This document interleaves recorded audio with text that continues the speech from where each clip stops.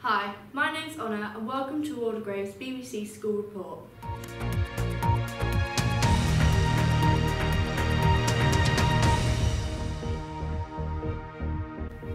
Our main story today is the evolution of jobs in the 21st century. Lucy and Tilly have more on the subject. You've heard of Zoella Factor and Casper Lee, right? For a living, they're YouTubers. They make weekly videos for their millions of subscribers. Our report is all about the evolution of jobs. Nowadays, more and more children want to become a YouTuber. We caught up with David and Billy from our school's sixth form and asked them about their dream job. Would you prefer to have a more traditional job or a more modern job that includes technology and the internet? More modern. Yeah, I'll probably go for a more modern job, to say that you've got internet to help you with researching and things. Next, we talked to Miss Sheeran, the head of Year 13. What inspired you to become a teacher? When I was 19, I went to Camp America and I taught students your age how to swim, and I used to counsel them. And I realised that I had a passion for teaching and being with young people. Are you glad you can use technology in your job? Yes, very glad. Most of our lessons are supported by PowerPoint, watching videos on YouTube, using iPads so students can do active research as we're going on in the lessons. It makes it a really interactive process. This is Evie Ellen. She is the Year 8 student here at Waldegrave and she has over 2,400 subscribers. So we decided to ask her some questions. When did you start your YouTube channel and why? I started my YouTube like a year-ish ago, and then I took kind of a break, and then I came back again, and then I started like really getting into it like 9-ish months ago, and I started just to see like feedback from people and also make friends. What advice would you give to other people who want to create a YouTube channel? Probably to like make sure you're consistent with uploading, and also to be yourself, because people wouldn't really people could tell if you weren't being yourself in your videos. Have you thought about becoming a professional YouTuber? If not, what do you want to do? Well, if I'm not, then I'd probably want to be a doctor, but I'd love to be a professional YouTuber if it works out. Thank you, Lucy and Tilly. Our next story is on the ugly truth of diet drinks. Anya has more. Here's a glass of fizzy beverage, and here's a glass of sugar that is in this fizzy beverage. Let's go out and investigate how people will react once they found out the ugly truth about fizzy drinks. Would you like to drink some of this? Yes, please. Oh, how about this? No. This is the amount of sugar that is in here. That's disgusting. Ugh. What do you think now? Would you like to drink fizzy drinks again? No. We conducted an experiment to see how diet drinks affected our teeth. We used eggshells as they are the closest substitute for human teeth.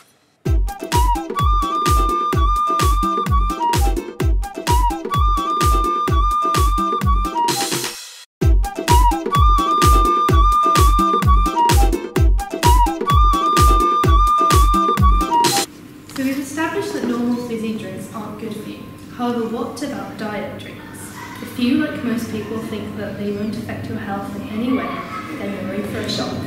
Do you notice a difference in taste between diet and fizzy drinks? I do, definitely. Which one do you usually go for and why?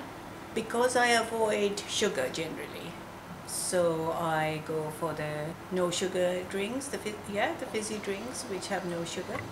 And based on the scientific evidence that the diet drinks is worse for you than fizzy drinks, would you still buy them? I wouldn't then, just go with water. Do you notice a difference in taste between diet and fizzy drinks? Well, I can taste the artificial sweetener, yes. Which one do you usually go for and why? I don't tend to drink fizzy drinks very often, but when I do, I don't have the diet version because I don't like the taste very much.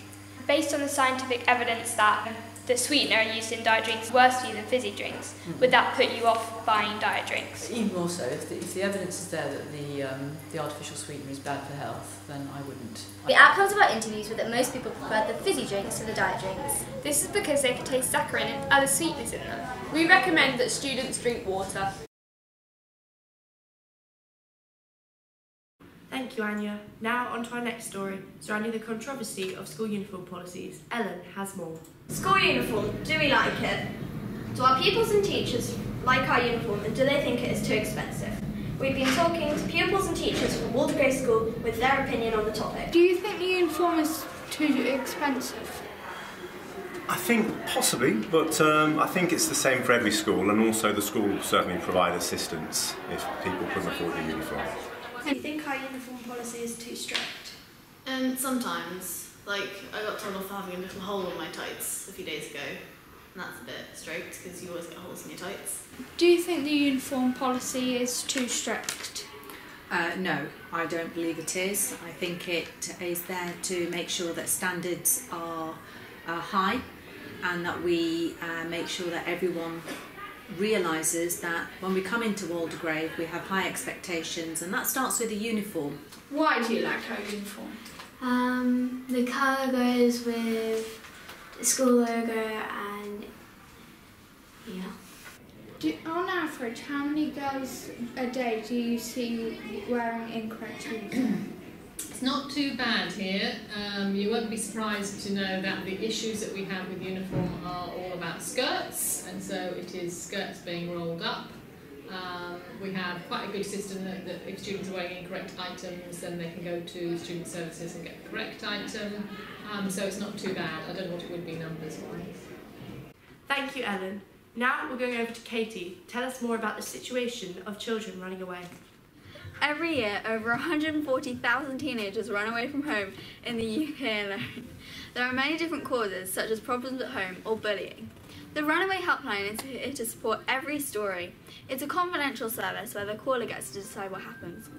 We've interviewed people to discuss their opinions on this topic. How many cases of young people running away do you have to deal with? So the statistics from 2013 from Missing People, or from that charity, say that approximately 140,000 young people, so people under the age of 18. What's the main cause of people running away? Well, I think it differs. I think among young people, it's a very personal thing. You know, young people might be going through changes at home. They might well be suffering from depression or anxiety or things like that, exam pressure, things like that, peer pressure. So there's lots and lots and lots of different reasons why people might choose to run away. When you were younger, did you ever think about running away, and does that affect the way that you think of your children? I did think about running away, yes, when I was unhappy. And I suppose in terms of my own child, when he was younger, it made me realise that I needed to make sure that he felt part of whatever was going on in the family, in terms of he had a voice. What would you do if your children had told you they ever thought about running away? How would that make you feel? I'd talk to them about it first of all and find out why they want to run away, and then just sitting down talking to them, see what we could do about it.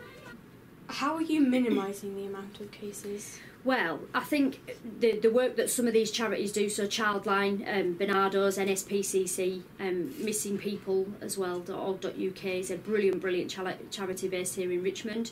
They're doing a lot of work around engaging with young people, supporting families and things of missing people, and also reunited missing people with their families and things. So minimising it, hopefully we're giving young people a way of talking through these issues. We work very closely with families, we work very closely with girls who we think might be vulnerable for some reason, and so we have lots of systems in schools where we provide counselling, we provide support, we have a strong tutoring system and a strong pastoral system, so that we hope that will help.